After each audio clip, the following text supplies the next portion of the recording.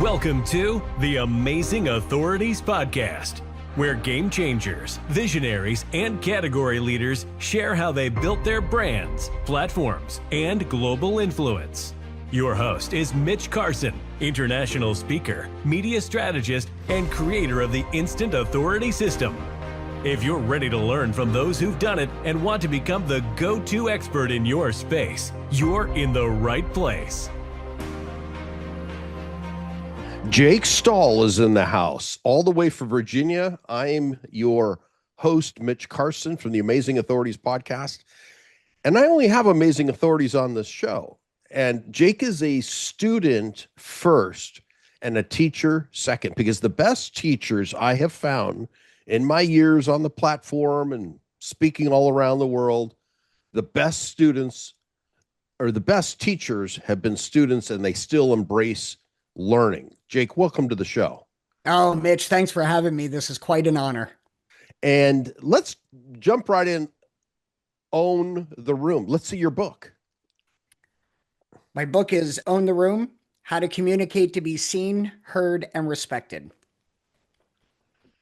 We briefly chatted about one-to-one selling, which is where most of us start out. I mean, my background, I sold siding door to door, knocked on doors when I was 15 years old. So that's how I cut my teeth on selling. That's real sales work right there. Real direct sales. I mean, I could have sold vacuums. I could have sold whatever.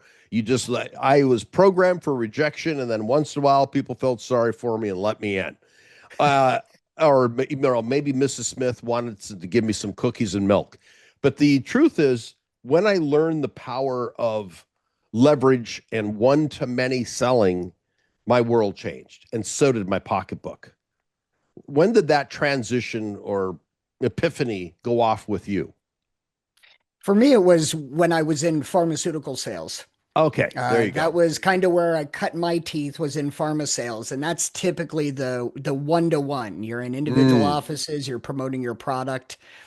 But as I grew older and when I started my own business, the one-to-many was really to your point, it's a huge factor, and it makes a big, big difference in overall income. It's leverage. It's like if you've got 20 prospects in a room, let's just even start small. And, it was epiphany for me as a speaker. I sold one-to-many, and one day I made 60 grand. I thought, whoa, horses. Yeah. And what happened with you? I mean, I understand the routine of a pharma salesperson. You're going, doctor, maybe you get lucky with a clinic, and, you get a bunch of doctors as an audience during their lunchtime, and they're busy people, but it's usually one-to-one, isn't it? When you're going around office. It is. And for me, the one-to-many happened when I got out of the field and I got into home office. I started off in the e-learning arena when e-learning was like, you buy a CD and the CD guides you through. You don't have CDs much, if at all, anymore. But I became quite an authority in the e-learning arena. As a matter of fact, I have 7 patents in field force technology. And when I got into e-learning, I found that audiences really wanted to hear about that because it was brand new. Learning management systems were brand new. So I got in front of a lot of audiences. And it's funny because my group selling wasn't so much as selling a product, it was selling me. When you can sell yourself to all those people, then the contacts that come in and the people who want to talk to you just force multiply, which is just fantastic. And then people want to write, quotes from you in books, and then they want to have you on social media, and your presence expands dramatically.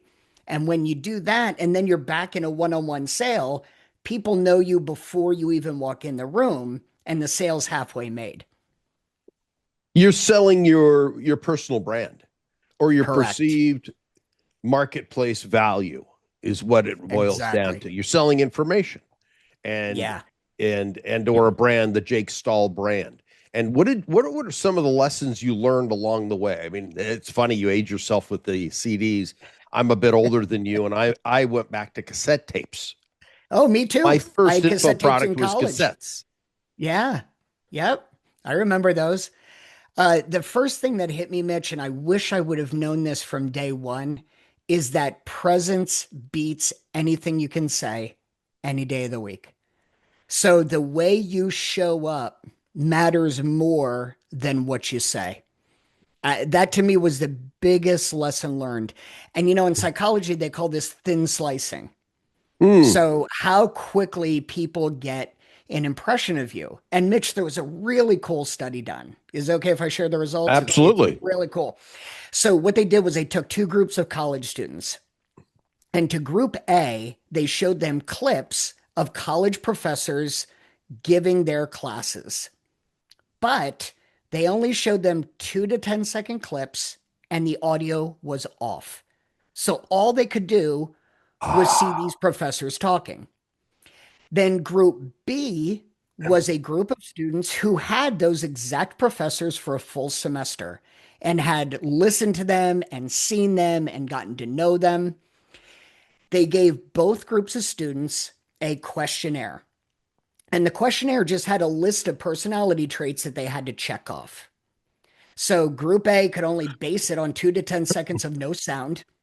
Group B could base it on 6 months of experience. What they found was the responses from both groups were nearly identical. And the thing that that tells you is that people do what is called thin slicing. They make assumptions and judgments based on what they see, not hear, and they are astoundingly accurate. And not only that, but once people form that judgment, they work really hard to substantiate it. So if I like Mitch to start, even if Mitch does something mad, my brain's going, no, no, you liked Mitch. What he did bad wasn't bad for you. So you like Mitch. And the opposite's true. If I don't like somebody to start, my brain's going to continue to fight for that. And if they do something great, my brain says, no, no, you hated that person. You should really continue to dislike them. And if you think about the impact of that study and what it says about us as humans, it means that you are judged before your message even starts. And many people have made their decision if they're going to buy from you before you speak. It's staggering. Simply based on your physicality or your nonverbal communication.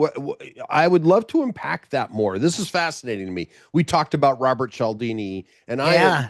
so into learning about what makes the mind tick. There's neuroscience, and we're Yeah. not even there yet. That's possibly another topic. You're talking Yeah. about nonverbal communication or nonverbal cues, or what was deeper in that state? I know you can't go through all of it. We don't have all day, but I am fascinated. Yeah.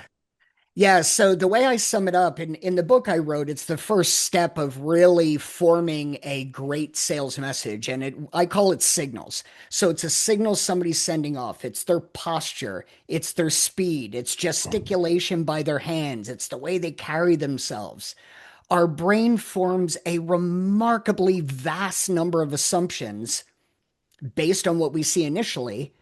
And we tend to stick by that and then we fight for it. Think of the last person that you looked at and they didn't even talk to you and you thought, hmm, no, that's not going to work with them. Your brain went through a million calculations and came to the point that they're probably not going to be the best person for you to talk to. It's a yes or no that fast. Yeah. And so now think about as a speaker or think about somebody selling a book or selling something to an audience.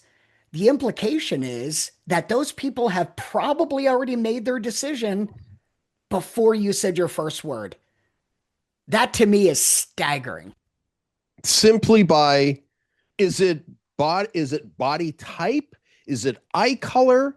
Is it race? I mean, all these things factor, or what is it specifically? I mean, is there Well, a and think about it, and I don't know all the deep answers, but my assumption is it's probably how it associates to past memories you had. okay, So that person walks like my dad.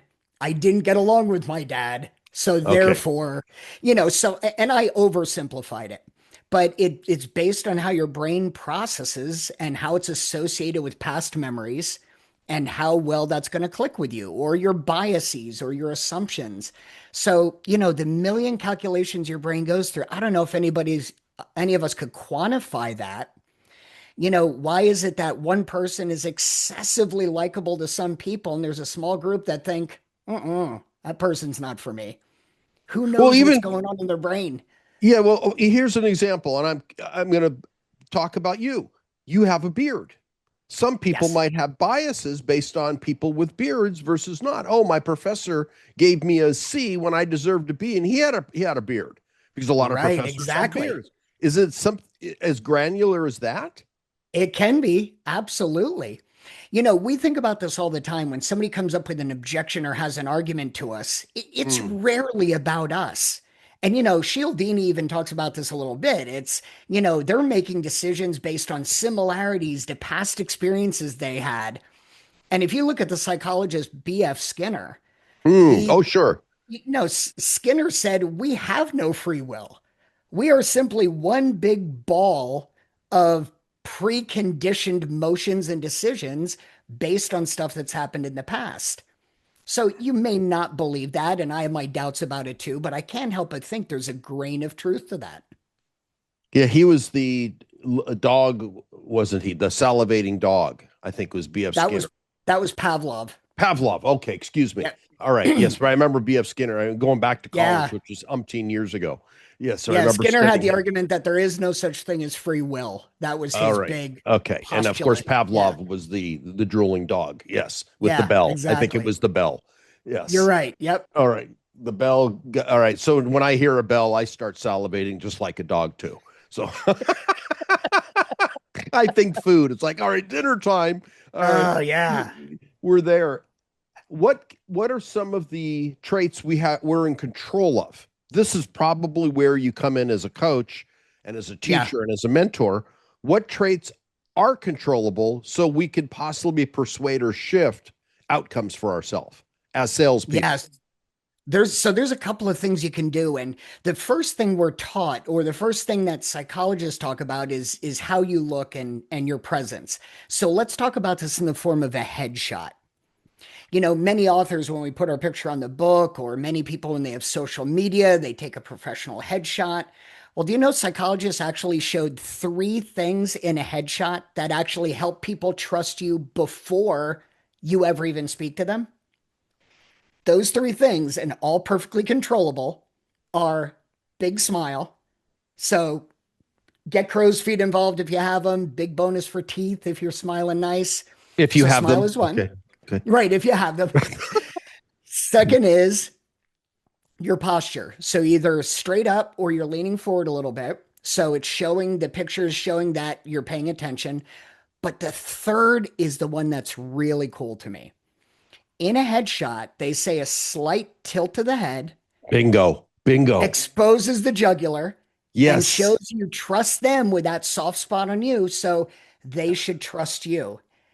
And the studies have shown that if you have those three things in a headshot, you are far more likely to have someone trust you before they even get to meet you. All right. So let me repeat that because this is so worthwhile. And it's exactly those are the conclusions I found through my own studies when my headshot on my podcast meets that criteria you just It laid it out. does. I looked at it. Okay. Big smile. I brush my teeth. Make sure I have no remnant dental floss. And leaning forward with interest, strong posture, and then the slight tilt. I use that for my Facebook profile because it makes me approachable. This is what I had Yes. read.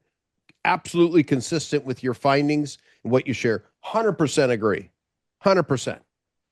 And Yeah. anything else? So slightly leaning forward the head. This is what I had learned. I knew about the smile versus non-smile. That's even for Yeah. dating profiles. It's like, Yes. is this person approachable? Because we're Yeah. all dating in sales anyway. Right. Well, intimacy is a different discussion, but we're still, do I want to do business with this person? Is that what Correct. the quick assessment is? Do I want to give them money? Do I want to commerce with this individual? Exactly right. And in the book, I actually document some cases of people that I've coached where they haven't even said the first word, and you can tell they lost the sale. The people zoned out right away because of their approach or their stature or the way they first entered the room.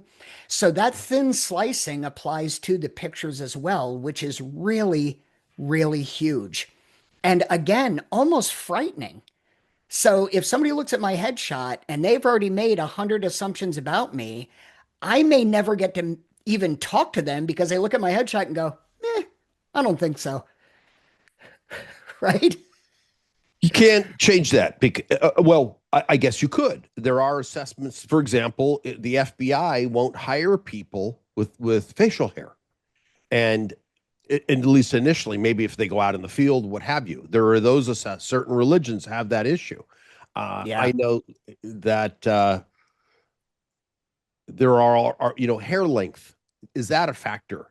Some of these conditions. It can absolutely be. And Disney World, it wasn't too long ago where you can get hired at Disney with facial hair or tattoos or long hair. It wasn't that long ago where that was a restriction to work in the happiest place on earth.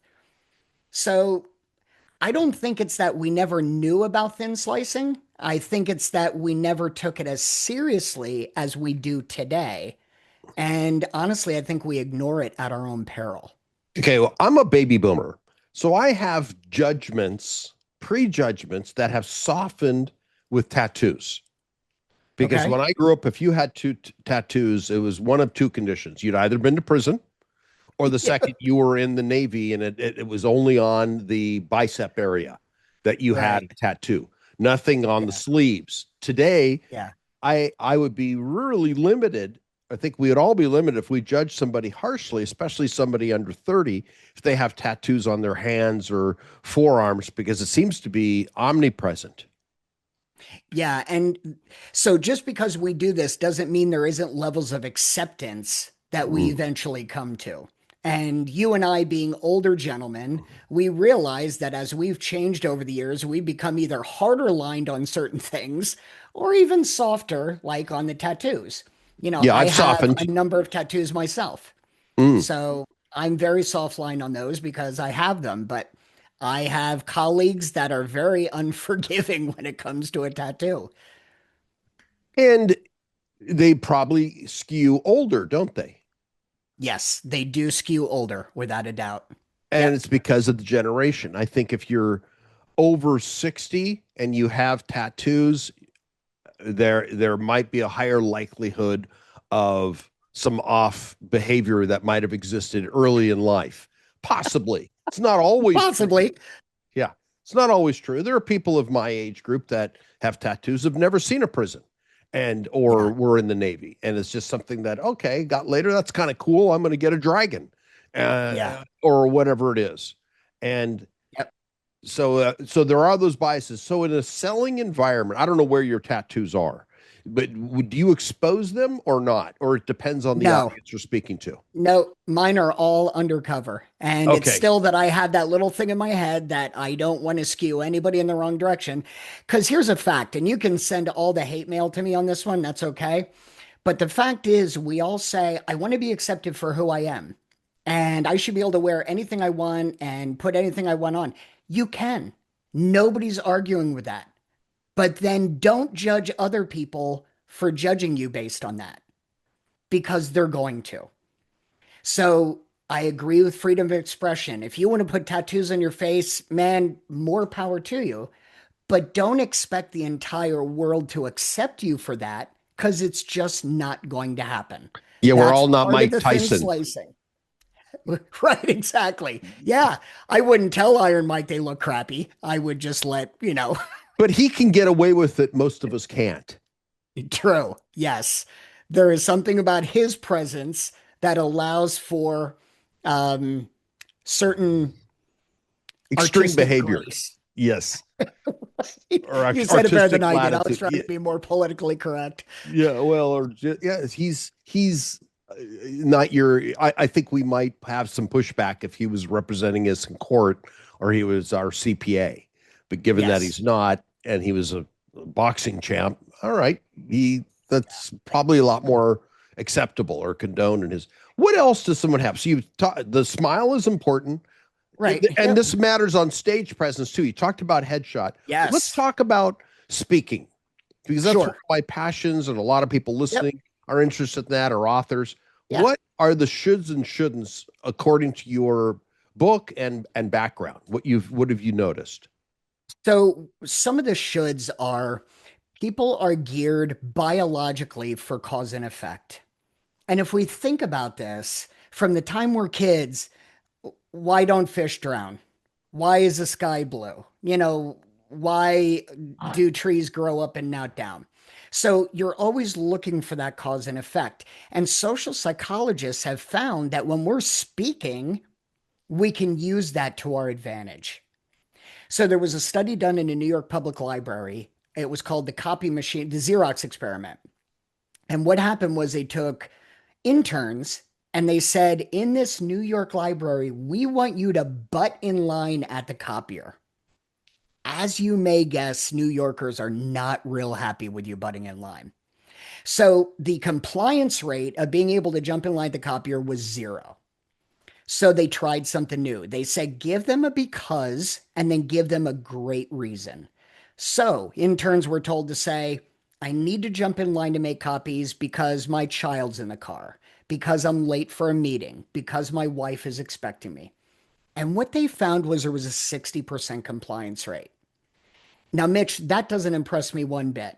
To me, that's humanity. And if you give a good reason, some nice person's going to let you in. It was the third piece of the study that blew me away. So they took a third group of interns and they said, we want you to jump in line to make copies and then tell them, I need to jump in line to make copies because I need to make copies. Completely nonsensical, even dumb reasoning. And yet they found compliance stuck at around 60%. So what they're deducing is that when you give a because, it almost doesn't matter what the reason is, but you're helping establish that cause and effect in that person's brain. So when you're on the stage speaking, when you're selling your book and you're in a selling environment and you're not saying why people should do what you're talking about, you're missing a huge, huge play. So you should do what I'm talking about because. You should buy my product because. You should read my book because. If you leave Oh, the because off, you're that's gold, decreasing Jake. compliance. Okay, so it's just using that one sentence. So you should on them, which sometimes I talk about. All right, if you should on people, that could be sticky and smelly. Love that. But yes, so you should because, or could you Yep. say you may want to consider? I mean, I'm curious about the wording because the words matter. They Uh, do matter. so is should the operative word because you're pushing, or is I like the because part that I Yeah. grasp, but before because, what is the best way to frame it? You can use a bunch of different ways. So if I'm giving a talk and I want people to buy into the lecture, I can say, today I'm talking about this and it's a problem because, and at the end, listen, you should buy my book because you should take my course because what comes before the because is not, at least what I found, is not nearly as important as using the word itself. So you Because always want to give that precursor to say, I asked you to do this. This is why. Now you have permission to go ahead and do it. okay, I'm a student now, pretending I'm your student. I have an event in 3 weeks where I'm going to be selling my course on podcast business mastery. It's for authors, people who want to be experts in their field. I've done this before. I'm now going to test your hypothesis here in real time. It's a small group, about 80 people in a room, and my conversion rates are skew higher than most of the other speakers because Okay. and I'm giving my because I've been doing this a very long time and I teach it.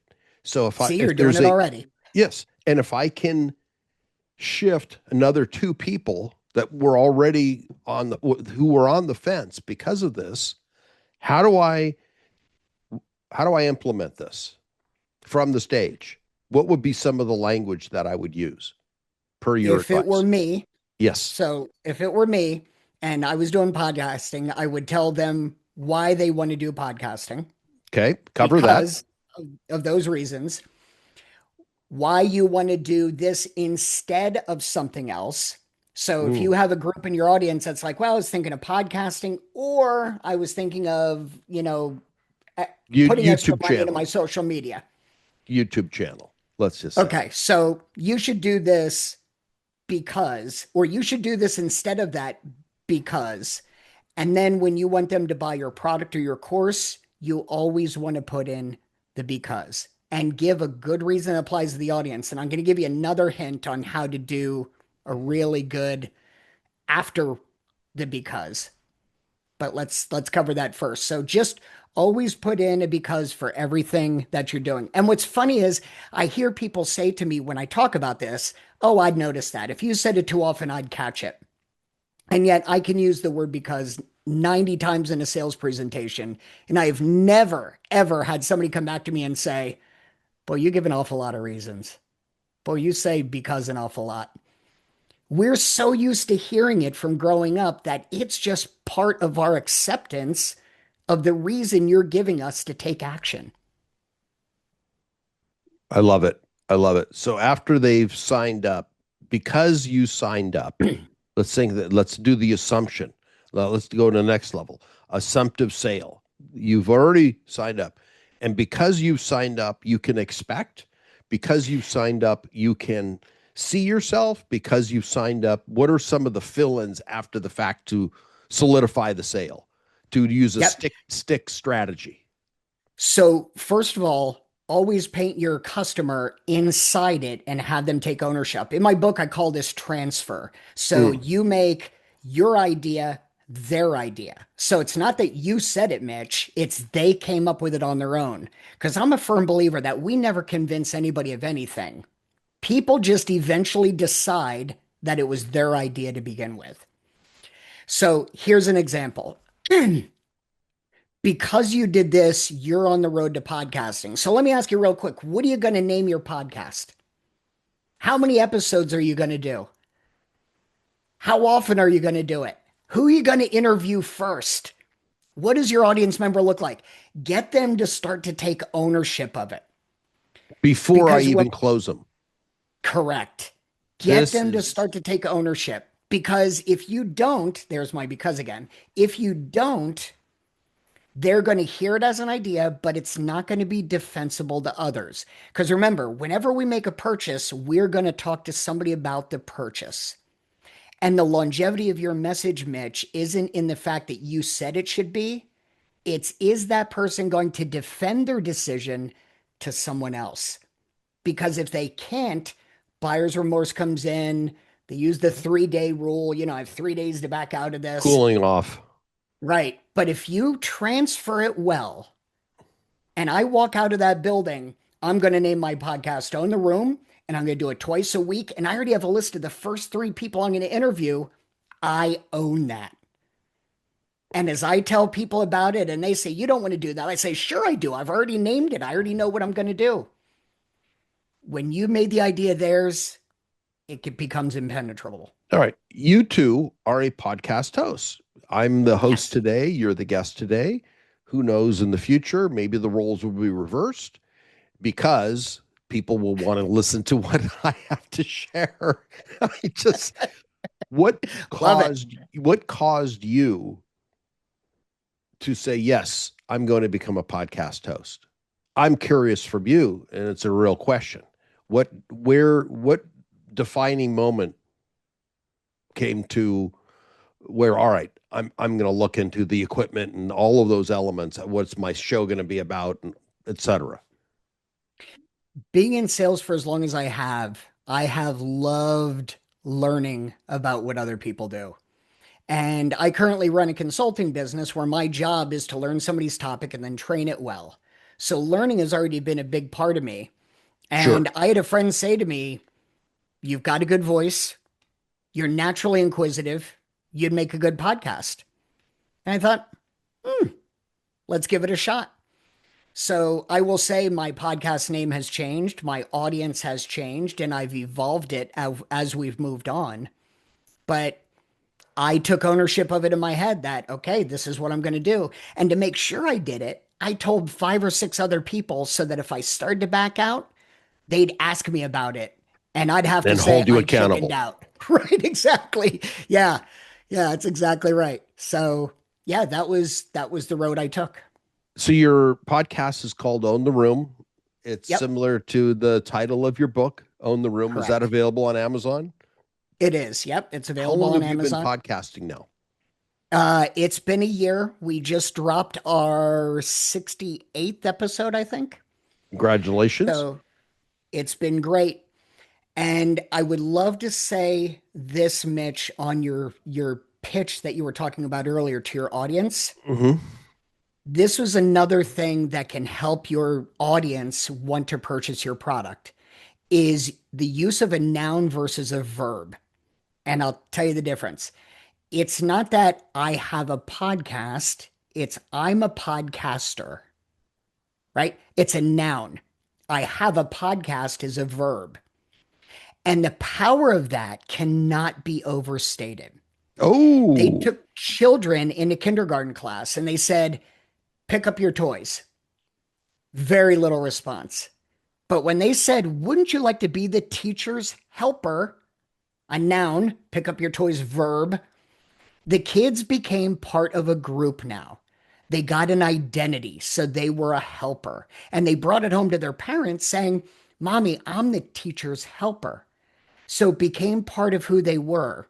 So instead of, don't you want to start a podcast? Verb, don't you want to be a podcaster? The select group of people that talk on the air and interview who they want and control their destiny. So you're creating that group.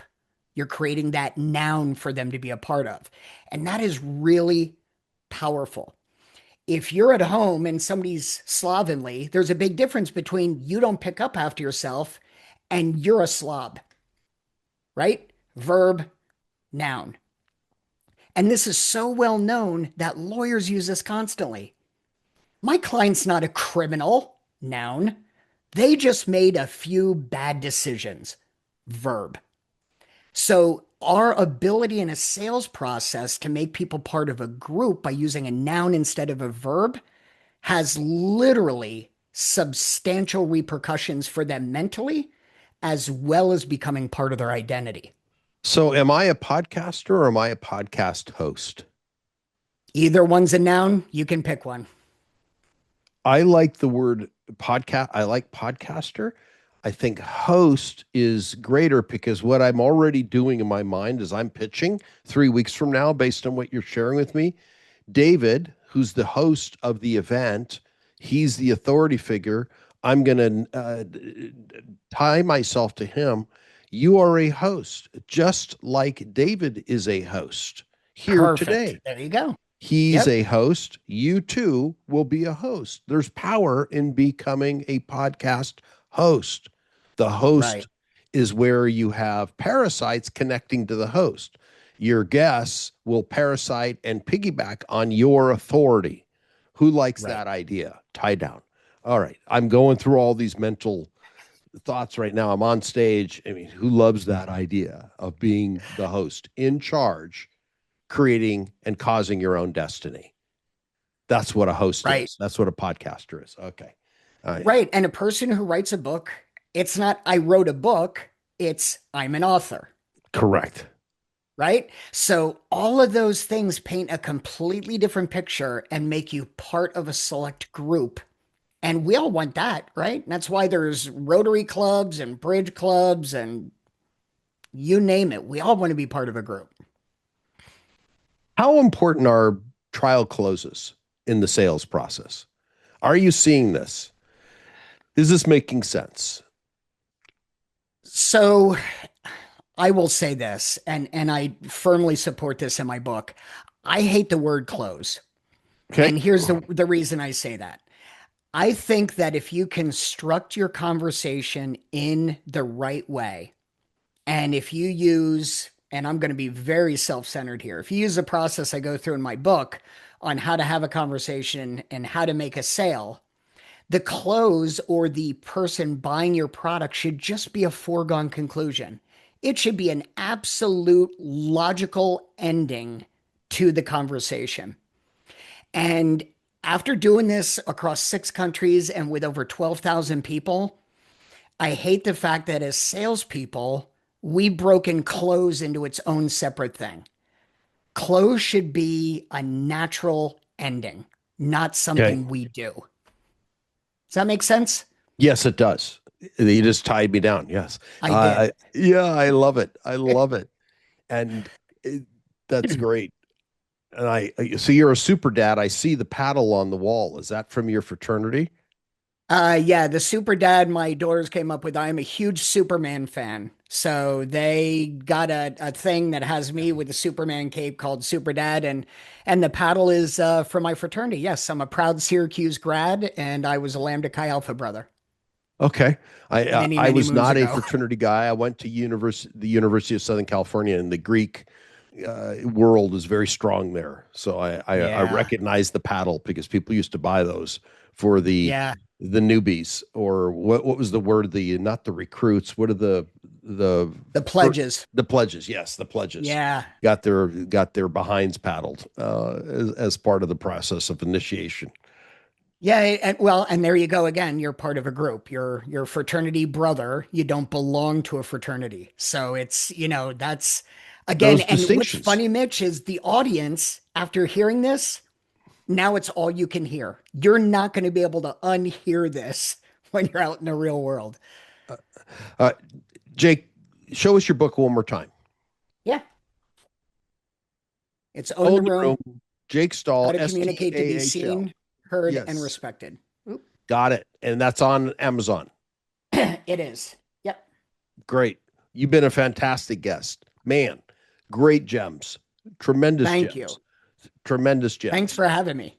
And we'll have you back again because I think there's a lot more in the psychology of selling and connecting to individuals. It's really the power of connection and how It to is. connect with them. But those 3 tips: smile, posture, and slight bend of the neck, exposing the jugular, being vulnerable. And it's even as primal as animals, if they show their neck and curl over to that, allows people to be approachable.